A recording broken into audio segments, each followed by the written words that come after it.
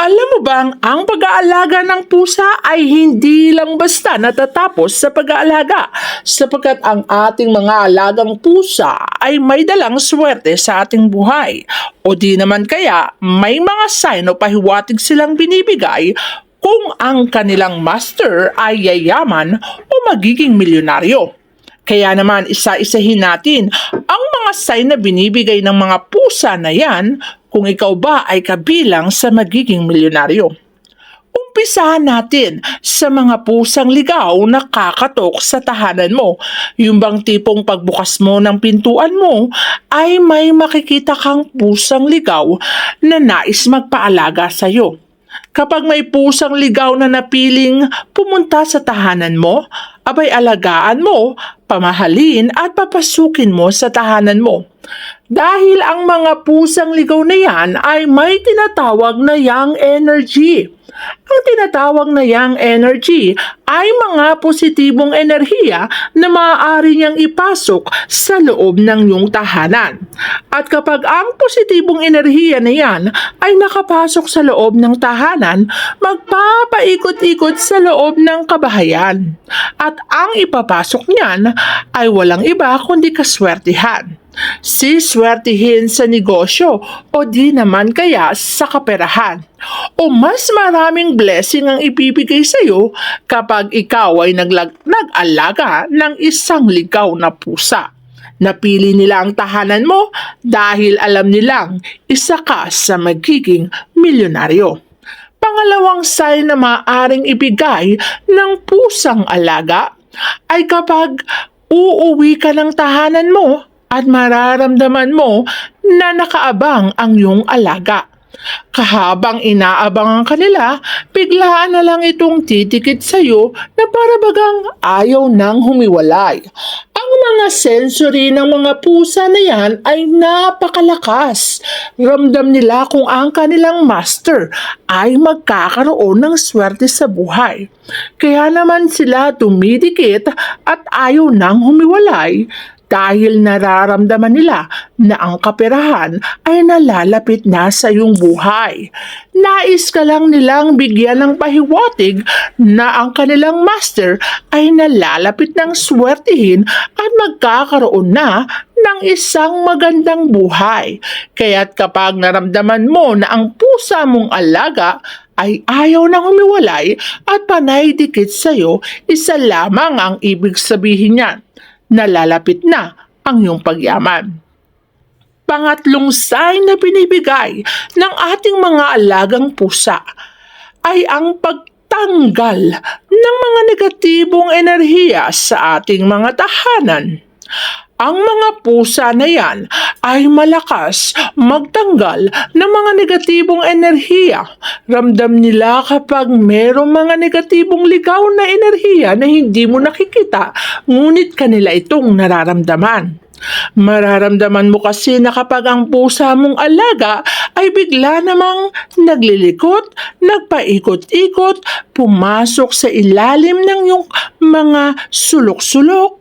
Ibig sabihin lamang nito, iwinawas-iwas niya o tinatanggal niya palabas ng iyong tahanan ang lahat ng klase ng negatibong enerhiya. Ramdam nila kung saang lugar nakasiksik at naging stagnant ang negatibong enerhiya na yan. Ang mga negatibong ligaw na nagbibigay ng kamalasan ay kaya niyang alisin sa iyong tahanan. At kapag natanggal niya ang lahat ng negatibong enerhiya sa iyong kabahayan, ang papasok sa loob ng tahanan at mananatili ay kaswertihan. At kapag kaswertihan ang nanatili sa loob ng tahanan, maging ang buong pamilya ay masisiyahan. Masayang pamilya na maluwag sa kaperahan. At pasok ng blessing ay magtutuloy-tuloy sa ating mga tahanan.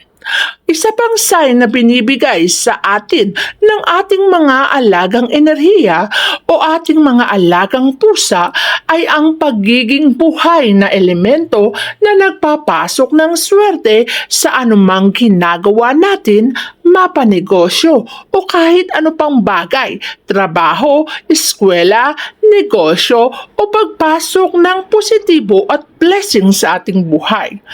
Ang mga pusa kasi ay nagsisilbing buhay na elemento at sa ating mga tahanan, kinakailangan na may buhay na elemento na nananatili na kahit walang tao ay may buhay na elementong nagpapaikot-ikot upang ang ating kabahayan ay hindi pamahayan ng mga espiritong ligaw. Kapag kasi walang buhay na elemento sa loob ng tahanan, ang mga espiritong lugar o ang mga espiritong ligaw na yan ay mananatili sa ating kabahayan.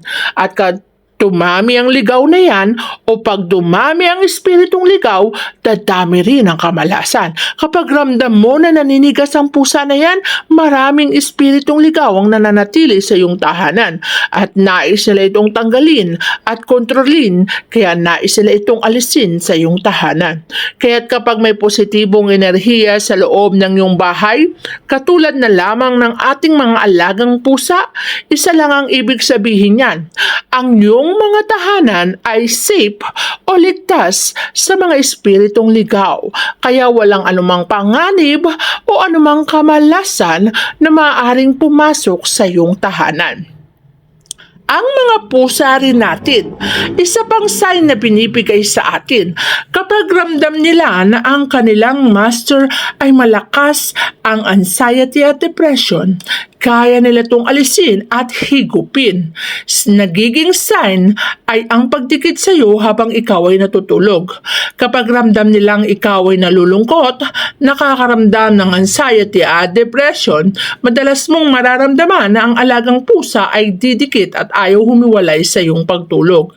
Isa lang ang senyales na binibigay ng mga pusang yan. Sinisipsip nila ang lahat ng mga negatibong enerhiyang nasa iyong katawan at yung ramdam na ramdam mo ang sakit ay kanila itong tatanggalin at papalitan ng kaligayahan.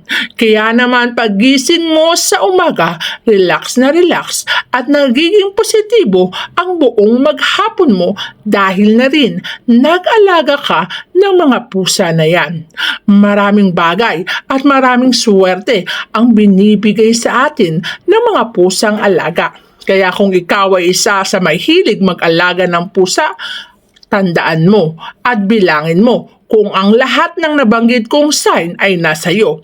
Dahil ibig sabihin lamang nito, magsisimula ka ng yumaman at magkakaroon ng magandang buhay. Dahil ang blessing ay magpapatuloy sa iyong tahanan. Aagos at siswertihin habang ang pusang iyong alaga ay minamahal, pinapatuloy, inaalagaan. Kaya naman mag-alaga ka lamang ng pusa. Ang balik niyan ay walang hanggang kaligayahan.